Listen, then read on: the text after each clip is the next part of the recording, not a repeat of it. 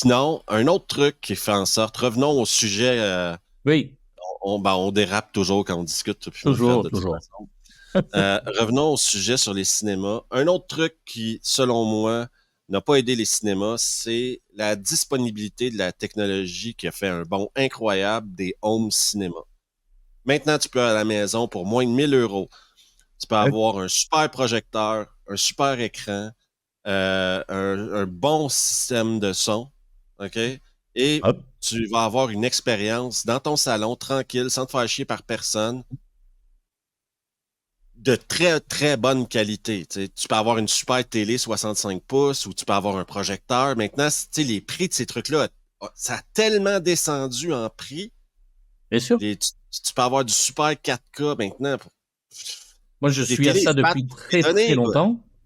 J'ai un vidéoprojecteur depuis très, très longtemps. Là, j'en suis à mon 3e, je crois. Et au départ, je me rappelle, on avait tous peur que la lampe, elle claque. Maintenant, la lampe, elle claque, t'en achètes un autre. Hein. Tu changes pas la lampe. Tu changes pas la lampe. Ah, ta lampe est finie, ok, c'est beau, je vais en commander un autre. Ouais, j'en connais un autre. Et Et ce alors, ça confort-là est dur. ajoute. Ah ben oui, et ça ajouté aux plateformes qui te donnent un bon son ou ajouté au téléchargement illégal qui te rip ça avec un bon son, t'es Le, peinard, le- t'es le- chez toi, t'es pas emmerdé, t'as pas de popcorn, ou alors c'est celui que tu manges toi. Enfin, si tu c'est peux ton mettre Orville pause, tu peux aller. Redenbacher, c'est ça. Voilà, c'est ça. C'est C'est, triste, c'est- c'est triste à lire. Puis tu peux écouter ça en famille, puis t'as pas besoin de payer le parking, puis t'as pas. Moi, je serais curieux de savoir combien de gens durant le COVID se sont équipés home cinéma, quoi. On dit, Oui. ah putain, mais là, c'est bon, quoi, je vais m'acheter un bon système Dolby ou un bon système de son 5.1. Je vais m'acheter un super écran ou un projecteur combiné avec une toile. Et c'est bon, quoi.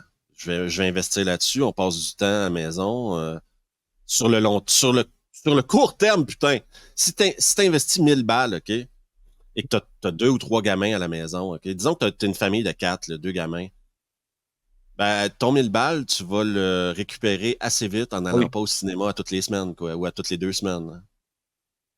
Hein. C'est... Surtout à Et ça 25 balles aussi, la place. exactement. Et ça aussi, tu sais, les cinémas, la technologie qui nous est accessible s'est améliorée et est devenue beaucoup plus abordable plus rapidement que la technologie s'est améliorée dans les cinémas, quoi. Et il y a aussi autre chose. J'ai aussi cette impression, même parmi certains grands réalisateurs, qu'on ne filme plus de façon grandiose. Je m'explique. Comme tu sais, j'ai fait le Masque de Zorro il n'y a pas très longtemps, et Martin Campbell avait décidé de filmer, tu sais, ces angles qui vont très loin, mais qui te montrent tout en fait. C'est-à-dire que t'as un scope qui est comme ça, enfin, ou un 2.35, qui est comme ça, et t'as les personnages qui sont au bout de chaque côté, et avec leurs épées qui arrivent, tu sais, à se pointer les uns sur les autres. Et c'est quelque chose qu'utilise James Cameron. James Cameron, c'est l'exemple parfait. Est-ce que franchement, sur James Cameron, sur Avatar ou Titanic, qu'on aime ou qu'on n'aime pas, le problème n'est pas là. Parce que Avatar 2, moi en IMAX, j'ai pris, les 2 fois que je l'ai vu, j'ai pris mais 2 baffes dans la gueule. Mais vraiment, au niveau immersif, hein, je parle pas du film, mais niveau immersif, on voit que le mec, il sait exactement où. Je sais que toi, tu as un problème avec ça, pour toi, c'est du dessin animé, mais euh, au niveau Le de mec, l'action et de. comprend le médium auquel il, tu sais, Voilà, exactement. Et tu te dis ça, est-ce que tu crois vraiment. Parce que même moi, hein, qui suis fan de ces films-là, même tu vois, le Batman de Matt Reeves, que j'ai trouvé monstrueux au cinéma, quand je le revois chez moi, je suis moins, tu vois, j'ai moins ce sentiment d'immersion. Alors que j'ai le son qu'il faut, j'ai l'image, j'ai 2 mètres, mais tu vois, je suis à 3,50 m, donc tout va bien, tu vois, j'ai l'impression quand même d'avoir une belle et grande image. Je suis en HD, tout va bien. Et j'achète les Blu-ray, puisque bah, ça se voit derrière, hein, je déconne pas, mais il y a pas, tu vois, il y a des réalisateurs, quand tu vois leurs films, tu te dis, ah, là, le cinéma me manque, tu vois, j'aimerais les revoir en salle. C'est des trucs que tu as envie de ne voir qu'en salle. Regarde Adagio de Solima, par exemple, qui vient de sortir sur Netflix. Celui-là, j'aurais rêvé de le voir en salle. Mais réellement. C'est pas un film qui est fait pour une plateforme. Clairement pas. Alors que Civil War, à l'inverse, bah, oui, tu le vois à la maison, ça suffit, et tu le voir en salle, ça me change absolument rien. C'est ça. C'est une série de plans américains un après l'autre. T'as pas d'effet grandiose. T'as juste à penser au dernier. Oui, Mon dernier Dimanche Navet, c'était sur Indiana Jones. Et un de mes arguments, c'est quand t'as 300 millions pour faire un film, filme-nous des endroits réels. Amène-nous oui, dans des endroits réels. Ne fais pas du CGI pour tout et pour rien. Ça rétrécit l'ampleur de ton film, oui, là, les effets digitales de décor. Là, je vous oui. parle pas d'effets spéciaux, genre d'une créature ou quoi que ce soit. Je vous parle de décor, quoi. Au lieu d'aller filmer au Maroc, on va filmer à Los Angeles dans un studio, quoi. Oui. Après, le À 300 problème millions, du, montre-moi le Maroc, putain.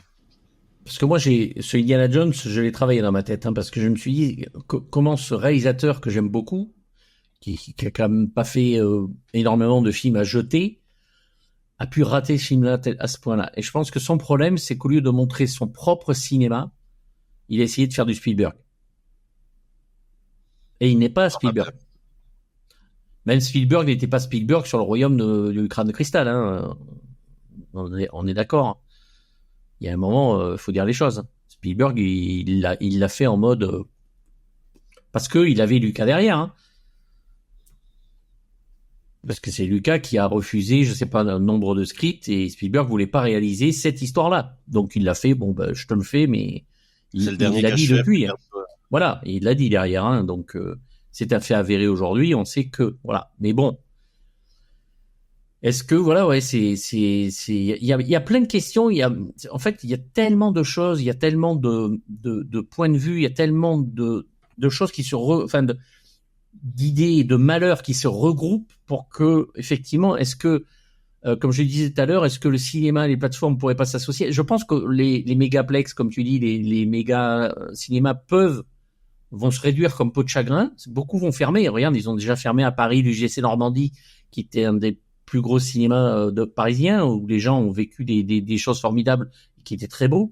Quand ils vont fermer le Grand Rex ou le Max Linder, là, les gens ont commencé à tiquer, tu vois. Mais tous ces films, ces films du GC, de Pathé, tout ça, quand ils vont commencer à devoir fermer des salles, vraiment, quand je dis des salles, c'est des cinémas entiers, donc avec 14, 15, 18 salles dedans. Euh, il est possible quand même que le cinéma résiste avec le retour de cinéma comme le Max Linder ou comme le Grand Rex, des cinémas où tu y vas pour aller pour n'aller voir que le gros film du mois. Et comme aujourd'hui, tu vois, on a des Blu-ray qui sont en série limitée, on a des choses comme ça, et il n'y a plus rien que tu peux garder à vie en fait. Il n'y a plus rien qui t'appartient. C'est assez hallucinant. C'est-à-dire si tu précommandes pas un film, il y a certains films, tu les précommandes pas dans le mois qui sort, tu l'auras jamais. Je sais C'est pas. inquiétant. C'est inquiétant. Il faut dire que c'est inquiétant, et il faudrait peut-être que ouais, le cinéma se remette en cause, oui. Mais je pense que vouloir faire plaisir à tout le monde et ne plus prendre de risques, c'est aussi. Moi, je trouve ça quand même dommage qu'un film comme Furiosa fasse presque autant d'entrées que Garfield, quoi. C'est, Ouais, mais Garfield cartonne pas non plus. Tu vois, 30 millions ou 25 millions, il y a 1 million de différence. Après, il faut ouais. penser un truc, c'est que Fury Road a pas très bien démarré non plus. Hein. Fury Road, le premier week-end, c'est 45 millions. C'est pas non plus, vu le coût, un carton. Mais Fury Road, lui, a marché sur la longueur et avec le bouche à oreille. Donc, si le bouche à oreille fonctionne sur Furiosa, on peut avoir des surprises. Après, le problème, comme je te le disais, c'est qu'on a des connards qui sont en haut dans les cinémas. Si la première semaine fonctionne pas, on va passer de la grande salle à la salle 222 qui va être comme ça. Donc, effectivement, là, les gens qui vont y aller, ils vont pas ressentir le même bonheur que dans la grande salle. Mais Furiosa, c'est sur la longueur. Et là où il faut s'attendre peut-être aussi à un rebond, parce que c'est arrivé pour plein de films, c'est le physique derrière. C'est-à-dire l'achat de Blu-ray et l'achat de la version noir et blanc, puisque ça y est, ça a été confirmé, il va faire une black and chrome. Enfin, il l'appelle autrement d'ailleurs, mais ça peut lancer quelque chose. Regarde la saga Riddick, par exemple, aucun des films n'a marché au cinéma. aucun Ils sont film n'a devenus marché au cinéma. populaires. Le Par premier contre, via voilà, vidéo, bien sûr. Après ça, ça c'est... cartonnait en vidéo. Universal a dit, tiens, on donne lâche tant, et ils ont lâché plus de pognon que sur le premier pour les chroniques de Riddick, et qui a cartonné, et ils ont pu faire le troisième Riddick, mais comme là, c'était plus Universal, ils ont mis moins d'argent. Et là, ça y est, on va avoir le quatrième. Enfin, on va voir, on sait pas quand, mais ils ont pas commencé à tourner, mais...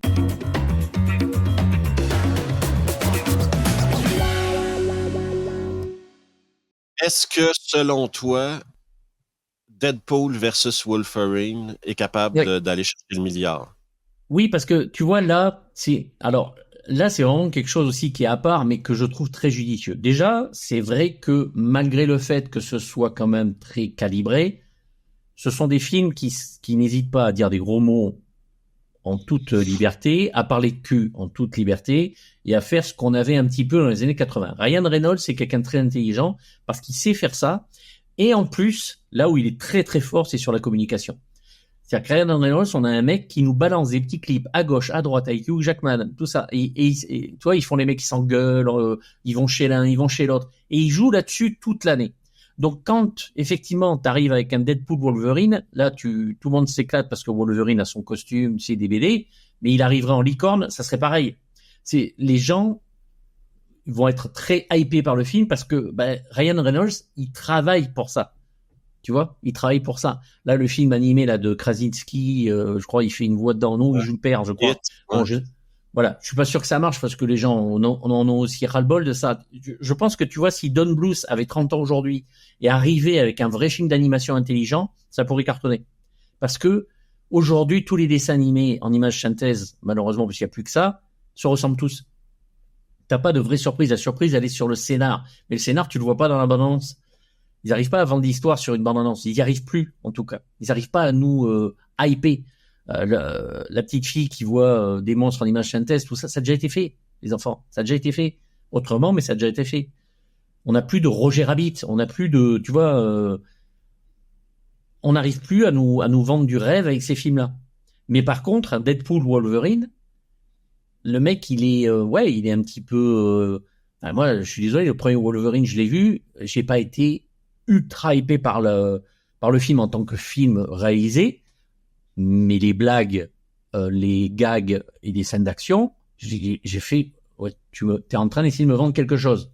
C'est pas réussi, surtout, mais rien que sa relation de couple avec Monica Baccarin, quand la journée de la femme ou c'est lui qui a quatre pattes, j'ai beaucoup ri. Celle-là, je l'ai pas vu venir. Hein. J'ai beaucoup ri. C'est ton tour de ressentir quelque chose, mon gars. Celle-là, je l'ai vraiment pas vu venir. Mais donc oui, pourquoi pas. Mais ça sera un film, tu vois, parce qu'il y a un mec qui s'investit à fond. Et puis il veut rester dans le MCU en plus. Donc, je sais pas si t'as entendu, mais il y a beaucoup de bruit de couloir, comme quoi, parce qu'on le voit, tu sais, Wolverine et ouais, ça va redéfinir. Ouais, qui saute dans un cercle. Les cercles du Docteur Strange. Donc ça voudrait dire qu'ils vont arriver dans le MCU, ou en tout cas un des deux, parce que je pense pas que Hugh Jackman va continuer, puisqu'ils sont en train, ça y est, ils ont lancé le projet X-Men. Je suis pas persuadé qu'ils reprennent Hugh Jackman à l'âge qu'il a. Ça serait une très mauvaise idée. Ça serait Moi, je leur conseillerais même de sauter un épisode avec Wolverine, quoi. Oui, il faut, ouais, je sais pas. Moi, je pense qu'il faut arrêter avec Hugh Jackman. Déjà, il ressemble pas à Wolverine et il faut partir. Il y avait Taron Egerton, là, le petit gamin de Kingsman, qui avait été vu pour le rôle. Je pense qu'il a la bonne taille et le bon physique pour faire un bon Wolverine. C'est un bon acteur. Et tout ça pour dire, on les voit sauter et il y a un bruit qui court. Double bruit en plus. Qu'on arriverait à la fin de Endgame, que Deadpool prendrait le gant de Thanos et c'est lui qui ferait ça. Donc Iron Man ne meurt pas, ce qui correspond à ce qu'a dit Robert Downey Jr., comme quoi il aimerait bien revenir peut-être dans le MCU pour un film ou deux. Tu penses bien à plus de 80 millions de dollars de salaire et des pourcentages de bénéfices. Pourquoi est-ce que il le ferait pas?